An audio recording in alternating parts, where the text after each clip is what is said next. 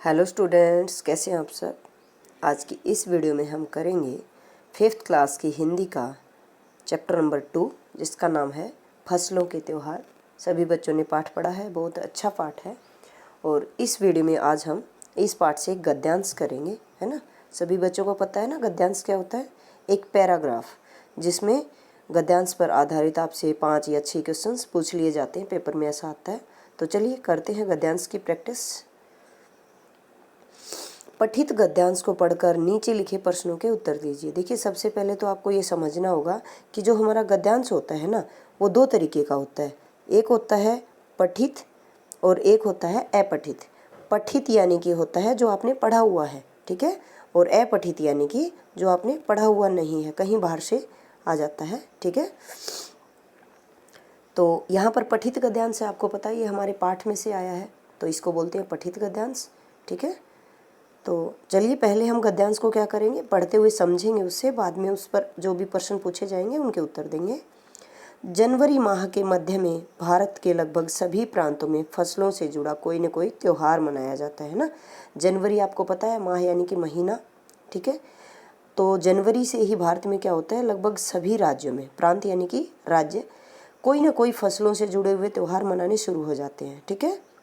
कोई फसलों के तैयार हो जाने की खुशी बांटता है, तो कोई लोग इस उम्मीद में खुश होते हैं कि अब पाला कम होगा, है ना। आपको पता है कई कई जगह पे भारत में क्या होता है, बहुत ज़्यादा सर्दी होती है जनवरी में, तो पाला यानी कि सर्दी, ठीक है। तो जब धुंध जम जाती है तो सोचते हैं कुछ लोग कि धुंध कम हो जाएगी है, और कुछ लोग क्या होते हैं, कई जगह पर ऐसा होता है कि फसलें तैयार हो जाती हैं उस टाइम में, तो जब फसल तैयार होती है उसकी खुशी में त्यौहार मनाते हैं लोग। भारत में आपको पता ही है बहुत अलग अलग तरीके के हमारे राज्य हैं और अलग अलग तरीके के वहाँ पर फसलें उगाई जाती हैं, ठीक है। सूरज की गर्मी बढ़ने से खेत में खड़ी फसलें तेज़ी से बढ़ेंगी, है ना। कि कई कई जगह ऐसी हैं जहाँ पर सूरज की गर्मी बढ़ना शुरू हो जाती है जनवरी में। तो सूरज की गर्मी जैसे ही बढ़ती है तो आपको पता है पौधों की जो पत्तियाँ हैं भोजन बनाती हैं, और क्या होता है, पौधे जल्दी जल्दी बढ़ते हैं, यानी कि जो हमारी फसल है, खेत में जो खड़ी फसलें हैं, है ना, वो क्या है, तेज़ी से बढ़ने लग जाती हैं।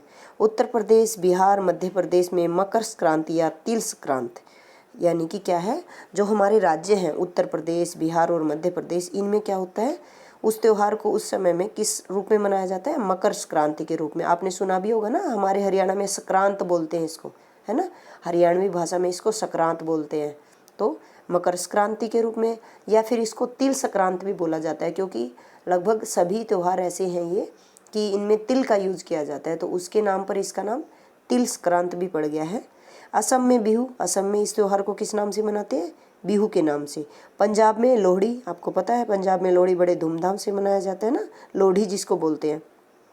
झारखंड में सरहुल के नाम से, और गुजरात में पतंग के पर्व के नाम से। सभी खेती व फसलों से जुड़े हुए ये त्यौहार हैं हमारे। इन्हें जनवरी से मध्य अप्रैल तक अलग अलग समय में मनाया जाता है ना। जनवरी से शुरू हो जाते हैं और लगभग हाफ अप्रैल तक ये चलते हैं। तो जनजातियाँ इसे अलग अलग समय में मनाती हैं। जो जनजाति यानी कि जंगलों में जो लोग रहते हैं ना, जनजाति, आदिवासी लोग। संथाल लोग फरवरी मार्च में, तो ओराव लोग इसे मार्च अप्रैल में मनाते हैं, ठीक है। अलग अलग हैं, ठीक है, हमने पढ़ लिया। चलिए अब गद्यांश में हमने पढ़ लिया, समझ लिया, अब इससे प्रश्न पूछे जाएंगे और हम इसके उत्तर देंगे, ठीक है। तो हमारा पहला प्रश्न है कि भारत के लगभग सभी प्रांतों में किससे जुड़े त्यौहार मनाए जाते हैं, है ना। तो हमने पाठ में पढ़ा है। चलिए मैं आपको गद्यांश दिखाती जाऊंगी और मैं आपको बताती भी जाऊंगी। तो देखिए हमने पढ़ा है कि फसलों से जुड़े त्यौहार मनाए जाते हैं। यहाँ पर गद्यांश की हमारी जो पहली लाइन है ना, यहीं पर कि फसलों से जुड़े कोई ना कोई त्यौहार मनाया जाता है, ये हमने पढ़ा है।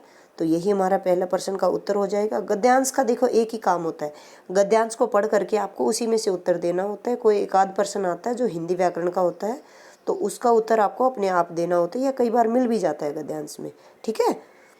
हमारा दूसरा प्रश्न था कि प्रांत शब्द का अर्थ क्या है। मैंने आपको पढ़ाते टाइम बताया था, प्रांत यानी कि राज्य।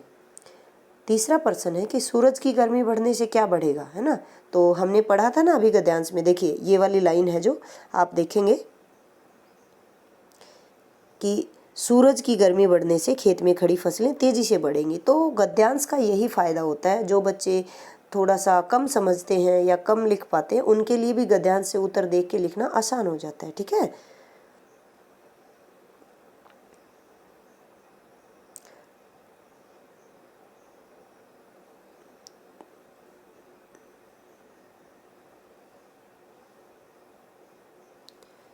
हमारा अगला प्रश्न है